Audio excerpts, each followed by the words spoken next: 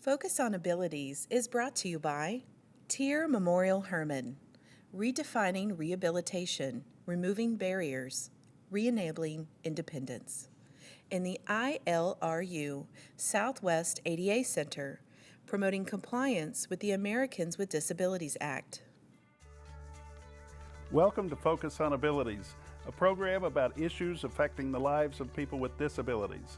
I'm Lex Frieden. I'll be your host for today's program. I'm professor at the University of Texas Health Science Center at Houston, and I direct the independent living research programs at Tier Memorial Hermann. Today we have an interesting guest for you, but before I introduce him, I want to ask you a question, one that we'll answer before the end of today's program. In what year was the field of physical medicine and rehabilitation established? When did PM&R doctors start to be? We'll answer that before the end of today's program. Please stay tuned for Focus on Abilities.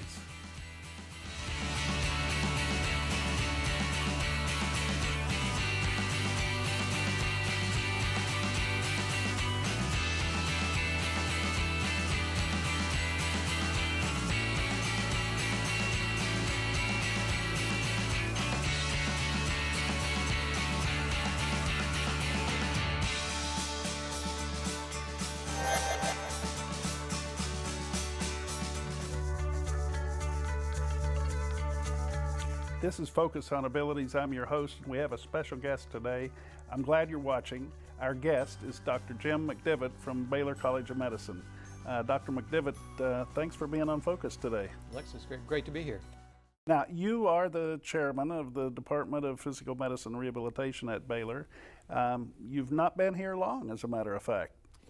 No, as a matter of fact, I moved from Charlotte, North Carolina, and today I've been here 1 year. Well, congratulations on your first anniversary. You've made a great impact in the program since you've been here, and I want to talk about that in a minute. But first, I'd like our viewers to get to know you a little bit, Jim. And you, I guess I met you first in Arizona at a meeting of the Commission on Accreditation of Rehabilitation Facilities. That was maybe a decade or two ago. That was probably the mid-1990s. It was, yeah. And you at the time, I think, were responsible for a rehabilitation program in North Carolina.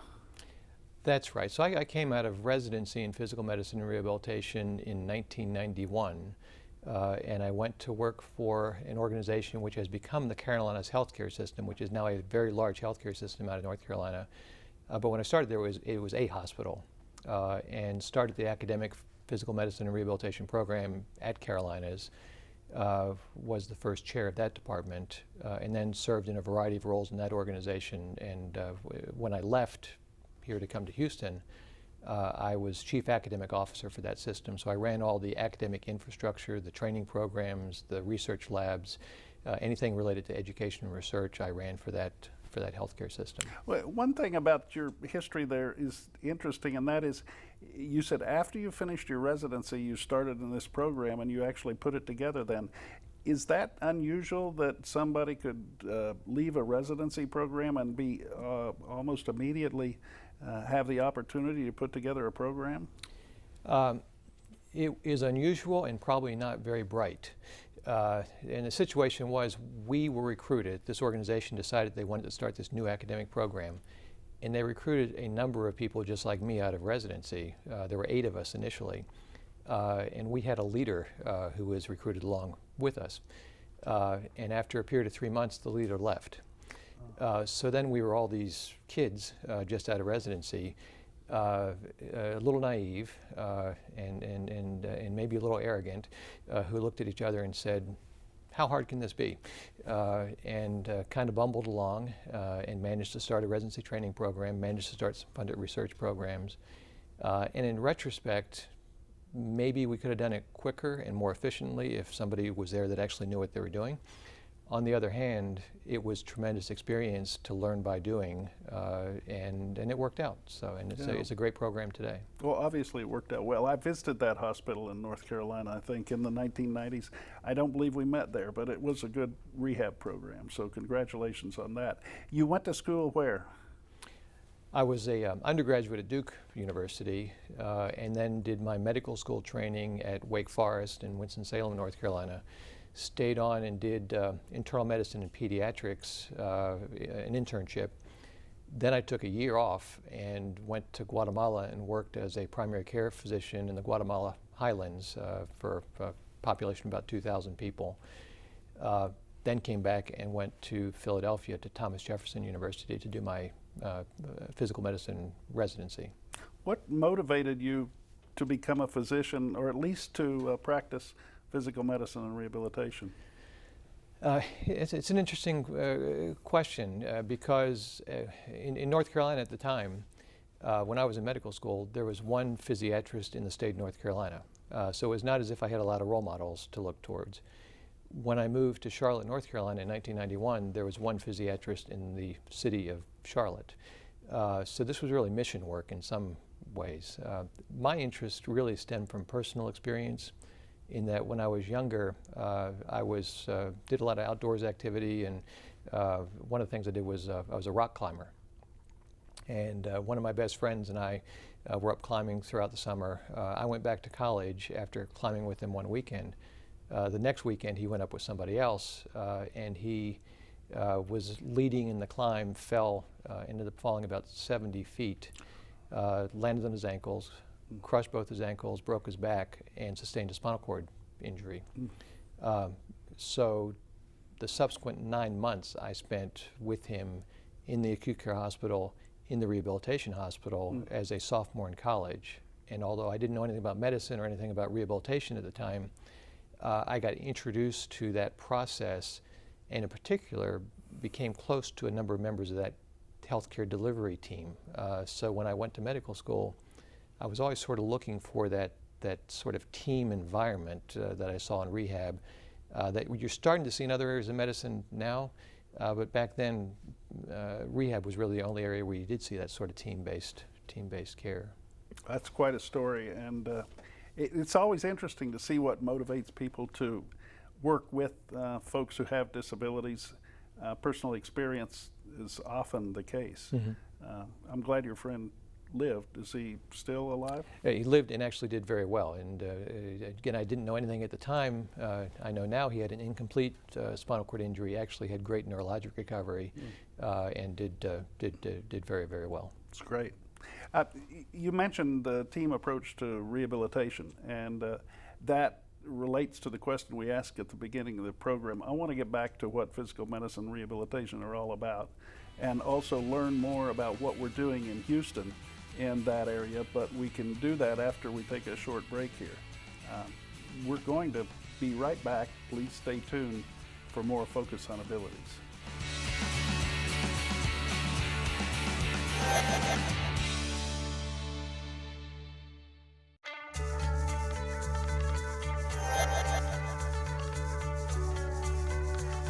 You're watching Focus on Abilities on HTV.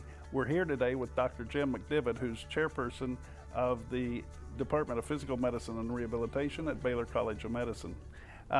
Jim, the field of physical medicine and rehabilitation, at the beginning of the program we asked when it was founded. It's probably hard to set a specific date on that, but if you had to, what year would you say? Yeah, but it probably had its origins in the late 19th century, but really evolved into a medical specialty in 1948. Frank Cruzen was sort of the grandfather of physical medicine and rehabilitation. American Board was formed shortly after that, so a relatively young medical specialty. And comparatively speaking, it also was relatively progressive in the sense that a number of practices in medicine were developed coincident with the founding of the field that are almost still unique in the practice of medicine. I guess, as you mentioned before, there are other specialties that are picking up on the idea of team work in medicine and treatment. The concept of teamwork in medicine, and also the concept that when you treat people, you treat disease, it's actually important to pay attention to how well they function after the treatment, which for centuries nobody in medicine cared about. So that was the real revolution of physical medicine and rehabilitation, was not just concentrating on the physiology of disease. How do you cure the problem or ameliorate the problem? But how do you deal with the functional impairment that's left behind? How do you maximize patients' integration back into the community? And then lastly, how do you serve as an advocate for people that have disabling illness in society so they can function to their maximum potential? That was a very revolutionary way of looking at medical care. Well, I guess historically, medicine was all about the physician diagnosing the patient, prescribing some treatment, and then having a kind of ongoing, I hesitate to say dialogue, because often patients aren't involved even now in conversation with the physicians. The physicians are historically, again, basically in control, but in rehabilitation, I have the sense, in my own personal experience, kind of supports that doctors understand they don't know everything there is to know about these complex conditions that we have, and that they work better if they're integrating the services of physical therapists, occupational therapists, physicians with other specialties, and including in that team the patient and their families themselves. Yeah, I think that's absolutely true, and it's even a little bit more dramatic than the picture you paint. I think medicine from about 5000 BC to 1910, 1920 really didn't change. Aristotle was quoted famously as saying, a physician is someone who entertains the patient until nature cures the disease. And for medicine, for the vast majority of our history as the human race, medicine hasn't really done much. We haven't had ways to actually impact disease. And then we learned that if we wash our hands, we don't get people infected. And we found sulfa drugs and penicillin. And now we've been engaged in this big scientific revolution where we can actually impact disease in a really major way. That was the revolution up till 1910. I think the current revolution, driven in part by the disabilities rights movement, but in part by this aging baby boom population that's getting ready to hit the U.S., is hitting the U.S., 1,000 people 65 and older every day. Everybody's developing disabilities, and it is all about function, and it's not about going to the hospital to get your episodic illness treated. It's about how you're going to live the rest of your life. Well, a lot of that advance has come in Houston. I guess TIRR was one of the first rehabilitation centers in the country. Dr. Spencer founded it in 1959, originally intended to treat polio, but then quickly became a center for treating spinal cord injuries and later brain injuries. Baylor College of Medicine has had a department of physical medicine since, I guess, any other academic institution has, and more recently the University of Texas Medical School has a fine department. So Houston has played an important role in the evolution of this field. Now, you mentioned the revolution in medicine. A lot of that is occurring in Houston in the Texas Medical Center, and I appreciate the fact that you attribute, at least in rehabilitation, part of that to the advocacy of people with disabilities, or at least our presence in the community more obviously. What is happening in Houston that is at this point on the cutting edge? Well, and frankly, Les, that was part of the reason why I'm here in Houston. Part of the appeal to taking this job and assuming a leadership role at Baylor was, in some ways, I feel like I've been called to the major leagues. I mean, this is one of maybe the finest medical centers in the world. Baylor has the largest genomics platform in the world. It has a huge base of research support, has a very large and very diverse academic faculty. So there's an incredible substrate here to do research, a very broad and significant research. And part of the appeal to coming here is I see an opportunity to incorporate rehabilitation and the care of people with disabilities into that scientific infrastructure of Baylor, and actually use the academic engine to improve the lives of people with disabilities. So that's fundamentally that is the exciting part about being here. So the mission that you have taken on is a significant one. I know that you've recently been given additional duties to help other departments learn how to operate clinics, and I suppose that's a compliment to you in the short time you've been here, demonstrating the efficacy of the clinic that we have in rehabilitation. Yeah, so I have a role as Dean of Clinical Affairs for the college, and also a role in development of strategy for the broader college, which is also exciting on a couple of levels. One is Baylor's had a great reputation as a health sciences university for a long time in Houston. I don't think everybody knows that they're actually Baylor doctors. And we want to provide health care to people. And when you need a doctor, we want you to come and find a Baylor doctor. So building the practice and actually tying together the science with the delivery of care is, I think, a really exciting concept. And then at a sort of a higher level, one of my goals is to change the nature of the academic medical center. And the fact that we call it a center is telling, that it is a place that people come to, where our need in the United States is really to improve care of populations broadly across geographies. So I'm trying to think of ways that we can kind of flip the model on its ear, that rather than have everybody come into the academic medical center, what value does the academic medical center drive to the region? And how do we bring care to patients? Let's talk a little bit more about the how in just a minute. We're going to take a break right now. We'll be right back with more Focus on Abilities and Jim McDeavitt.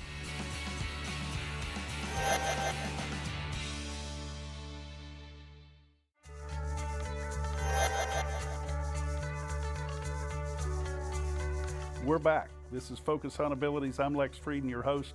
And we have the chairman of the Department of Physical Medicine and Rehabilitation at Baylor College of Medicine with us today, Jim McDeavitt.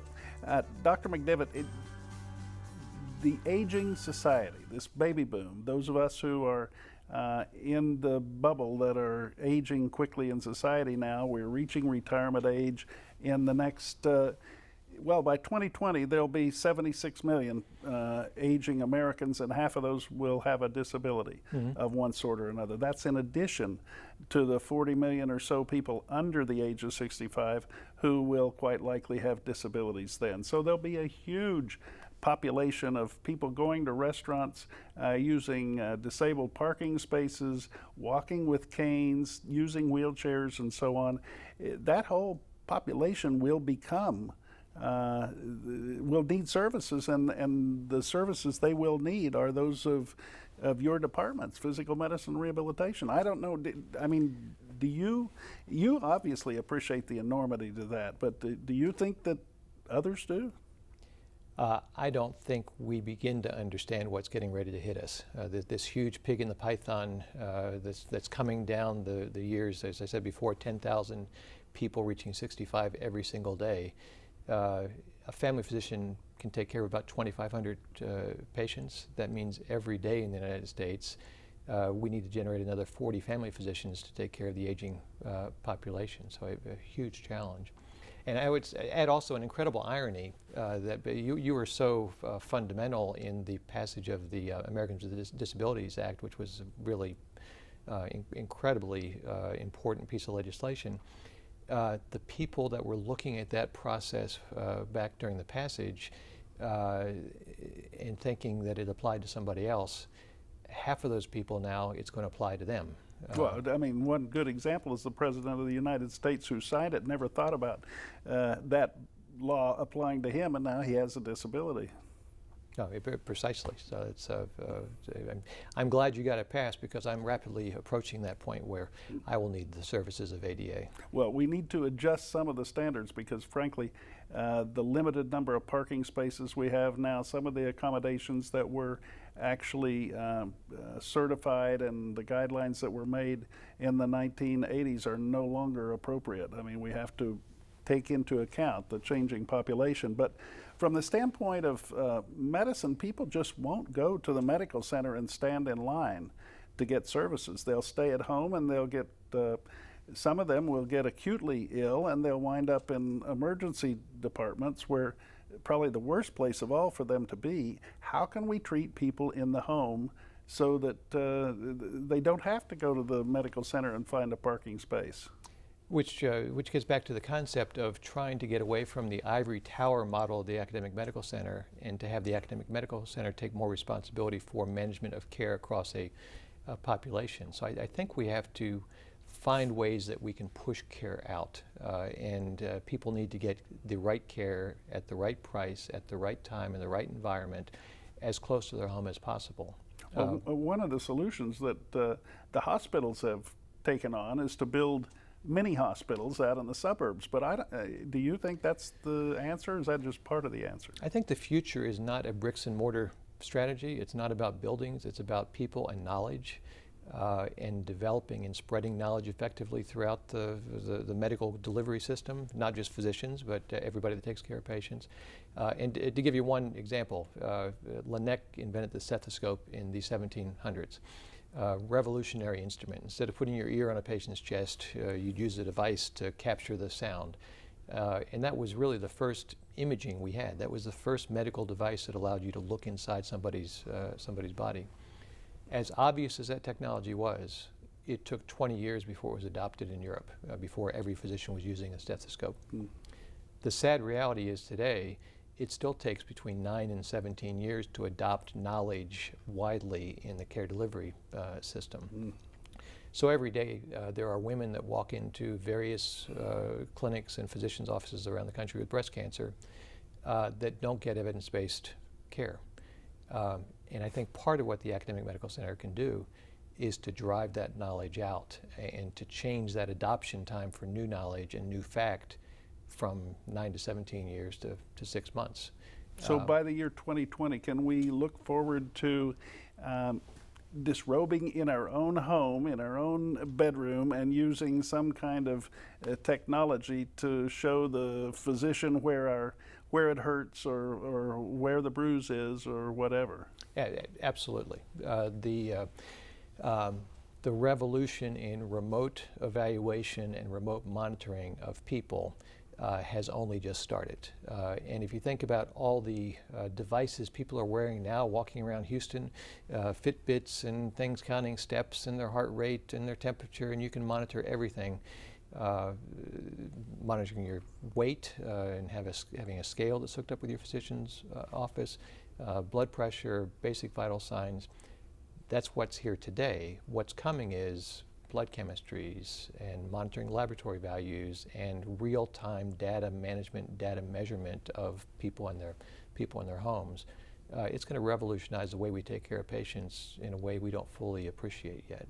Well, I mean, that will lead us to a new series of programs, I think, talking about the future and some of those revolutionary changes in medicine that are about to occur. Well, by way of example, I have a cell phone in my pocket. If my bank account drops below $200, I get an alert from my bank, attention, right. You're going to overdraw your account, and I can take some sort of action. Imagine if my cell phone told me, attention, your blood sugar is dangerously high and you need to adjust your insulin. That's the sort of change that is really just over the horizon. Appreciate that.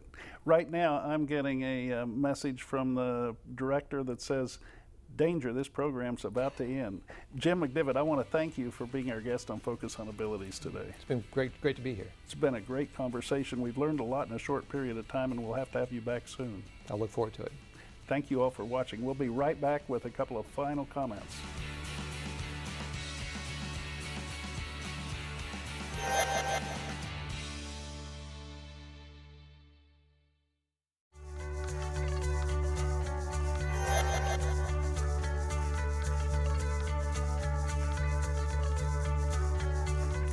This is Focus on Abilities on HTV, and we really appreciate you watching. Today we've had Dr. Jim McDeavitt from Baylor College of Medicine as our guest. And I'd like for Jim to give us contact information in case any of you have questions that you'd like to follow up on. Please don't hesitate. Jim, your contact information, email? Yeah, so if you need a doctor, and really in any specialty, we can find one for you. The phone number is 713-798-1000, so that's pretty easy. And the website is bcm.edu/healthcare. Okay. Thanks very much. And thank you all again for watching. This has been Focus on Abilities, and I really appreciate your time here today. Please join us next time for more. I'm Lex Frieden, and have a great day.